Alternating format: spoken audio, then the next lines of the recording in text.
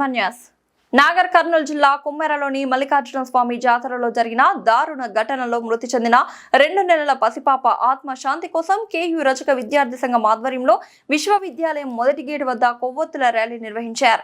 ఈ సందర్భంగా సంఘం ఫౌండర్ ప్రెసిడెంట్ కత్తెరపల్లి దామోదర్ మాట్లాడుతూ జాతరలో భక్తి ఐక్యతకు ప్రతీకలు కావాలని, కుల వివక్షకు స్థానం లేదని ఆగ్రహం వ్యక్తం చేశారు.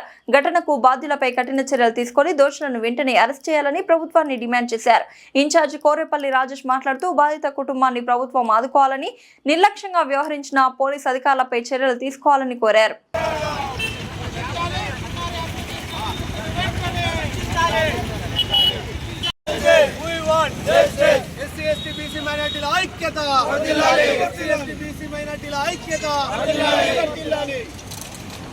ఇటీవల నాగర్ కర్నూల్ కుమ్మెర మల్లికార్జున స్వామి దేవస్థానంలో దర్శనానికి వెళ్ళినటువంటి రజక కుటుంబ సభ్యులపై అగ్రవర్ణ పిత్తందారులు, గ్రామ సర్పంచ్ తుకాం రామరెడ్డి, మిగతా వ్యక్తులు శ్రీనివాసరెడ్డి, మధురెడ్డి తదితరులు టికెట్ లేదు, మీరు దర్శనానికి రావద్దు అని చెప్పేసి కులం పేరుతో దూషిస్తూ వారిని శారీరకంగా హింసించడం జరిగింది.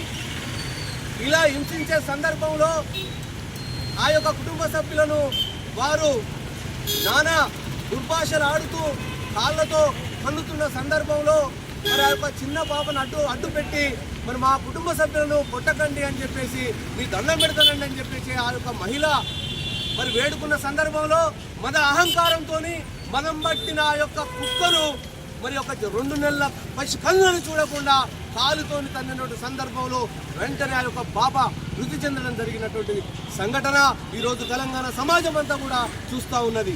కానీ సిగ్గుమాలిన ఈ రాష్ట్ర ప్రభుత్వం ఇకనైనా కానీ ఆ యొక్క అంతకులను మదం పట్టినటువంటి ఆ యొక్క తుకారం రెడ్డి, మధు శ్రీనివాసరెడ్డిలను అరెస్టు చేయకుండా తాత్సారం చేస్తున్నది.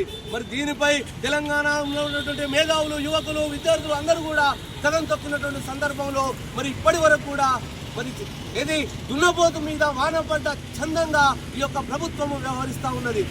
ఆ రోజు సంఘటనలో ఈ యొక్క శాంతి భద్రతలను కాపాడవలసినటువంటి పోలీస్ డిపార్ట్మెంటు కంచె చేరు వేసిన చందంగా ఆ యొక్క డిఎస్పీ కావచ్చు, ఎస్ఐ కావచ్చు, సిఐ కావచ్చు, వారు ఏమాత్రం చర్యలు తీసుకోలే. వారిని వెంటనే సస్పెండ్ చేస్తూ ఈ యొక్క రాష్ట్ర ప్రభుత్వము ఆ యొక్క దోషులను కఠినంగా శిక్షించవలసిందిగా ఈరోజు కాకతీయ యూనివర్సిటీ యొక్క విద్యార్థి విభాగం తరఫున మేము డిమాండ్ చేస్తా ఉన్నాం.